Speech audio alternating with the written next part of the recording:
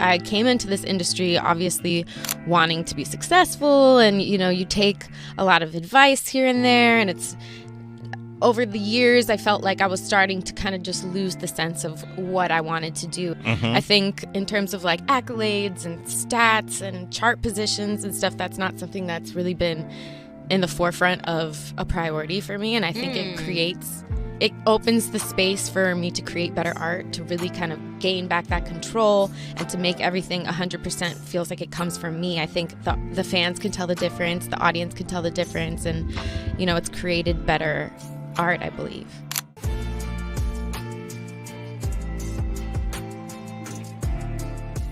In a world where pop stars dominate the charts, Tinashe stands out, not just for her undeniable talent, but for her persistent struggle against an industry that often underappreciates artists like her. Despite a career spanning over a decade, critical acclaim for her work, and a fan base that appreciates her versatility, Tinashe has consistently struggled to receive the widespread recognition she deserves. In today's video, we're diving into Tinashe's journey, examining the obstacles she has faced and why she deserves far more credit than she has received. So without further ado, let's dive in.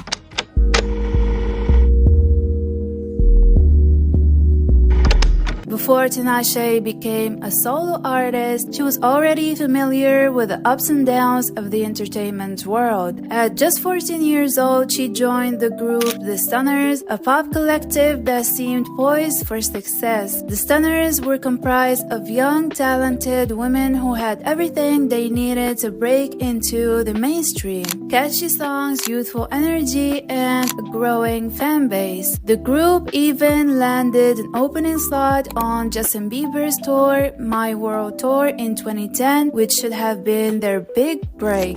I was only 14 at the time. I remember initially thinking I don't know if I want to be in a girl group because I want to be a solo artist.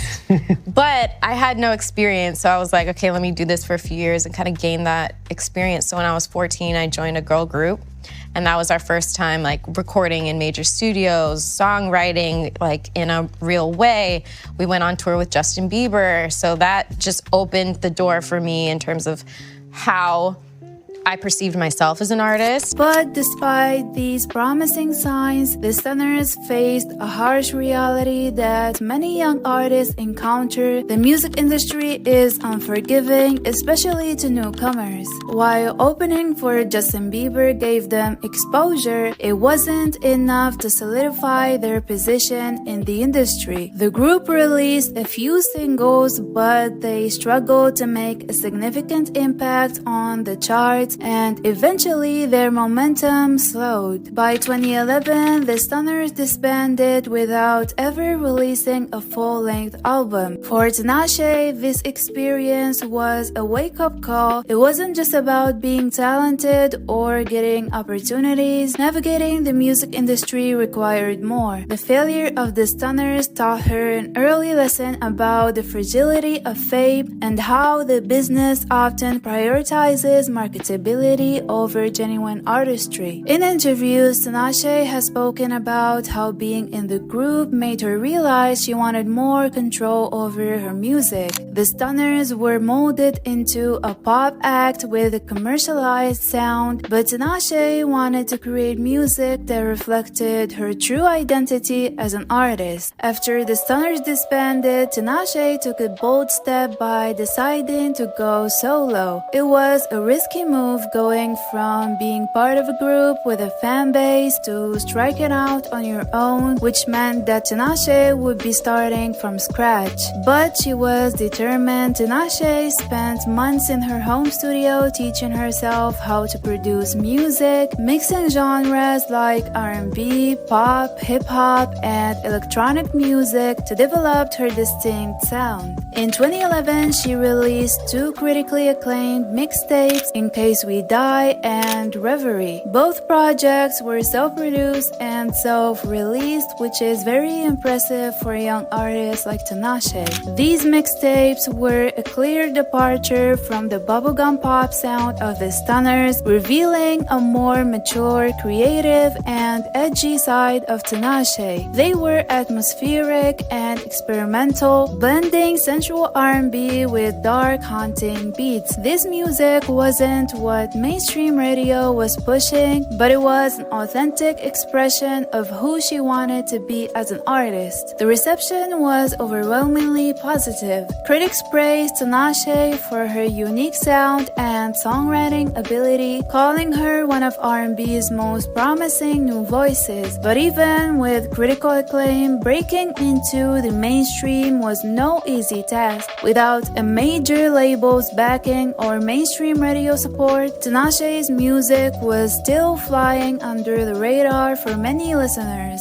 But Tinashe's refusal to compromise her artistry or fit into industry molds would become a defining part of her career. She wasn't willing to conform to the typical pop star image or sound that labels often push, and this would eventually lead to both her greatest achievements and her biggest struggles in the years to come. With a growing fan base and a fresh perspective on what she wanted to create, Tinashe was ready to make her mark on the industry as a solo artist. But as she would soon discover, the path to success in the music industry is never straightforward, and her battle for recognition was far from over.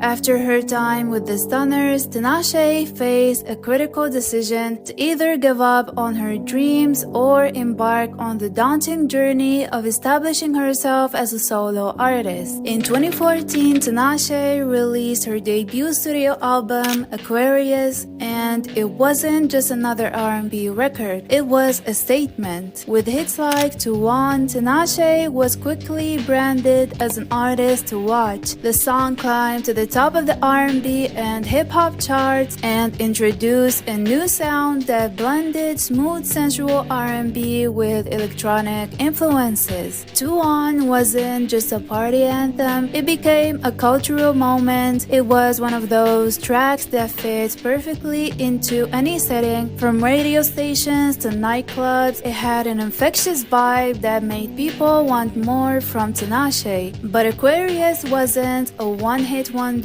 album. Tracks like Pretend featuring A$AP Rocky and All Hands on Deck further solidified her range. She could deliver high-energy bangers and then seamlessly switch to emotional, raw, intimate ballads. Tinashe was different, and that's exactly what made her stand out. But it also became a double-edged sword. While her innovative fusion of genres received critical acclaim, the industry itself seemed confused about how to market Tinashe. She wasn't easily boxed into one category. Was she R&B, pop, hip-hop? Tinashe's refusal to conform to a single sound was a strength, but the industry's hesitation in promoting artists who defy the usual commercial molds would soon become one of her greatest challenges. Even with the success of Aquarius, Tinashe noticed the discrepancies in how she was treated compared to other artists with similar commercial hits. While her peers like Ariana Grande and Selena Gomez were pushed heavily by their labels with massive radio play, promotional deals, and strategic placements, Tinashe's promotional cycle felt underwhelming. RCA Records, the label she was signed to at the time, seemed unsure on how to fully capitalize on her talent. Instead of receiving the full support of her label, she was often left on the fringes of mainstream success. But Tinashe didn't sit around waiting for support. Her live performances were incredible, and she put in the work, performing performing at festivals, appearing on talk shows, and connecting with fans online. Her ability to sing, dance, and perform at such a high level drew comparisons to some of the industry's greatest performers like Janet Jackson and Aaliyah. However, as her career gained momentum, so did the industry's attempts to mold her into something more marketable, something more predictable. The pressure to follow up Aquarius with an equally successful, if not bigger project was immense. RCA began pushing her toward a more mainstream pop sound, leaning heavily into trends that were popular at the time, such as tropical house and EDM. It was a noticeable shift from the more experimental genre blending work she had been known for. Furthermore, in interviews, Tinashe had been open about her frustration during this time. She was often pressured to fit into a mold that didn't align with her artistic vision. When I initially signed to that label, like, they loved my mixtape work. Like, that was a big reason why, You're there. I was there. So to me, I was like, okay, well, they obviously think that my opinion matters. Like, obviously they would assume that if I'm in the studio and I'm like, oh, I would like this song versus this song, like, that would matter to them because they initially chose me from like my creative discretion, right? And I think that was when I got really confused, when I realized that any song that I wrote, this is how I felt at least, all the songs that I wrote, they were like, oh, this is nice. And then like someone else would write a song and they'd be like, that's a hit, that's fire. So very much over the course of like 5, 6, 7 years, I was signed to that label for 7 years. By the end, I was like, well, they obviously don't think I can write good stuff. So then I start, it starts to mess with your head because you're like, well, maybe I can't write good stuff. The industry's focus was on producing hit singles rather than allowing her the creative freedom to develop albums with depth and narrative. This is a trap that many artists, especially women of color, find themselves in, where their individuality is sacrificed in favor of something more marketable to the masses. Tinashe was never one to play by the rules, and that often left her at odds with the people in charge of her career. What many didn't realize was just how much control Tinashe had over her music. Unlike many mainstream pop stars, Tinashe wasn't just a singer, she was a songwriter and producer heavily involved in the creative process. She produced several tracks on Aquarius herself. This hands-on approach is rare in the industry, where many artists rely on teams of producers and songwriters to craft their hits. Despite the challenges, Tinashe's dedication to her craft never wavered. She kept pushing forward, determined to remain true to her artistic identity. But as the pressure of the industry mounted, it became clear that the path to lasting success would be anything but easy.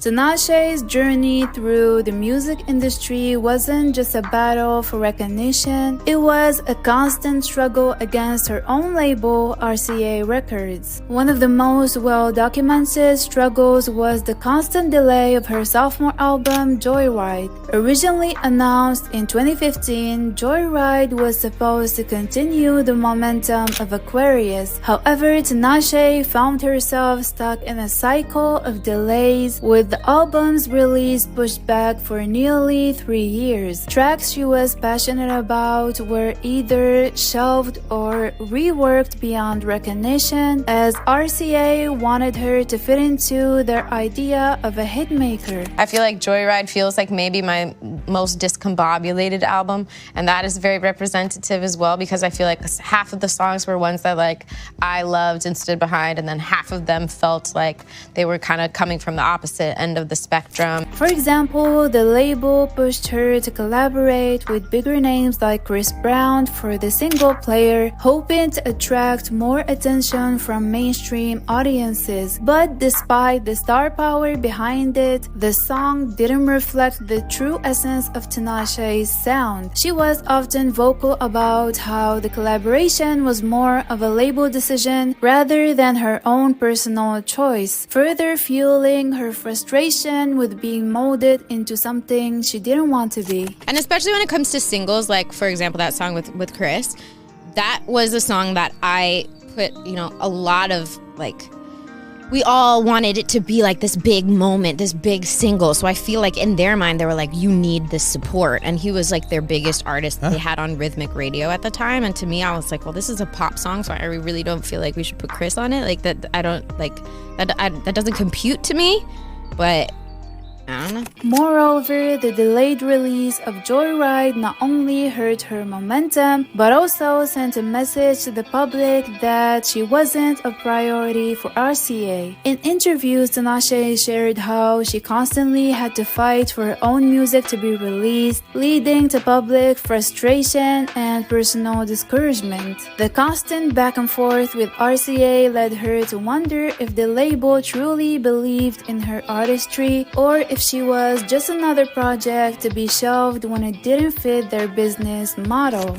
When I really started feeling like a problem again is when we couldn't reach the conclusion that this album was done. I thought my Joyride album was done a lot sooner than my record label thought it was. That was supposed to be the second album, correct? And then, so you had a finished or mostly finished version? Yeah, they were like, go back to the drawing board, that is, do it again. Got to be pretty undermining. And it was a 4-year gap between my first album and that album. And 4 years now is like quick, but when you're 22, 4 years is a long time. When Joyride finally dropped in 2018, which is crazy because it was supposed to drop in 2015, it received praise for its experimental nature and genre-blending sound. But by that time, much of the buzz around her career had already faded. Critics and fans agreed that the 3-year delay had cost Tinashe the chance to build on the momentum she has established with Aquarius. The album peaked at number 58 on the Billboard 200, and many wondered how different things might have been if RCA had trusted her vision from the start. Tinashe's story is all too familiar in the music industry. Many artists find themselves at odds with their labels, who often prioritize profit over creativity. In Tinashe's case, she was left in a limbo where her voice was minimized in favor of commercial success that never materialized the way the label had hoped. By 2019, Tinashe had had enough. She decided to part ways with RCA and take control of her own career. However, going independent came with its own set of challenges. Without the resources of a major label, Tinashe now had to rely on her loyal fan base and hustle even harder to keep her career afloat. In the same year, Tinashe released her first independent album, Songs for You, a project that allowed her to fully embrace her creative freedom. The album was a critical success, with many praising it as a return to form, showing that Tinashe was capable when given full control. But while the album received love from critics and her dedicated fan base, it struggled to gain mainstream attention without the backing of a major label's marketing machine. Still, Songs for You was a victory for Tinashe, a sign that despite the industry's attempts to hold her back, she could still thrive on her own terms. Her resilience and ability to adapt in the face of adversity have earned her a special place in the hearts of her fans, but the larger question remains, why hasn't the industry given Tinashe the recognition she so clearly deserves?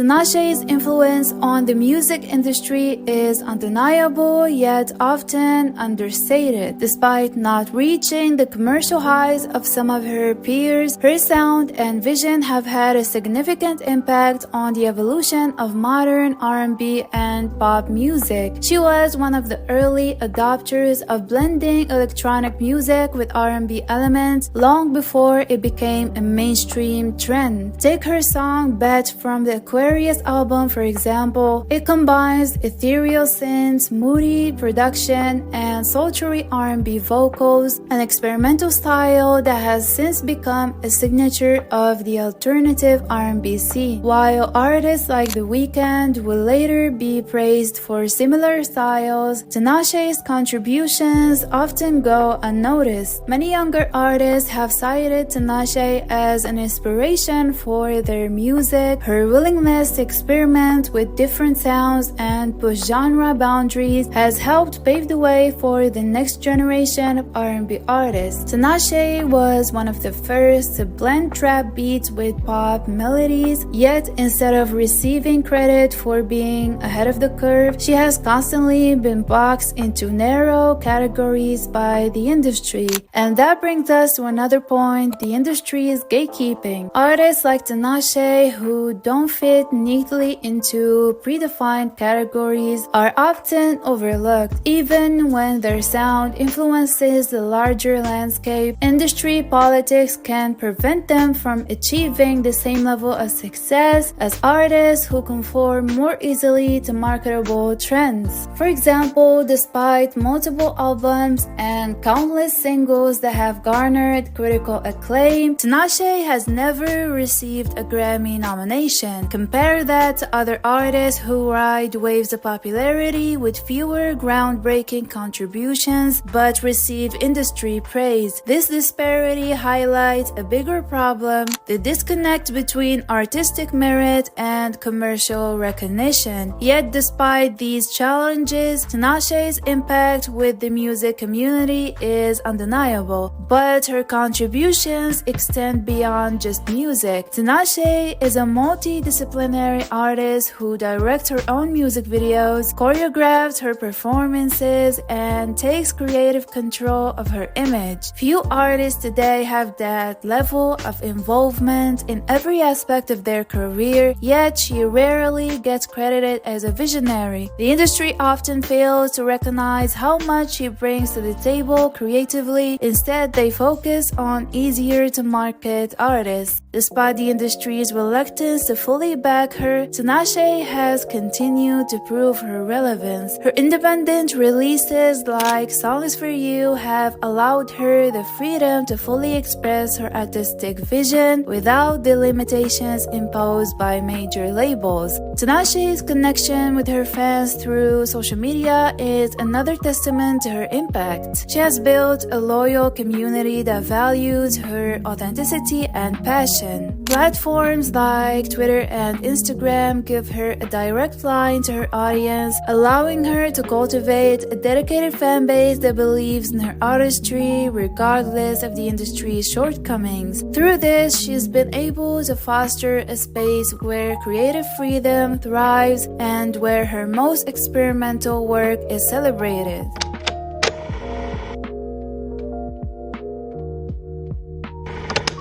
Tinashe's journey is one that speaks to the larger struggles of many artists who don't fit neatly into the boxes the music industry creates. She has faced more than her share of obstacles, from label conflicts to being pigeonholed by genres, yet through it all she's remained true to her artistry, evolving with every project and proving that her talent is undeniable. Her story is not just of resilience, it's about the power of independence and authenticity. While mainstream success has often eluded her, the connection she has built with her fans and the influence she's had on the industry cannot be ignored. Tinashe's struggle to receive the recognition she deserves isn't unique, but it is emblematic of the ways in which the music industry can often overlook truly groundbreaking artists in favor of those who fit the current mold.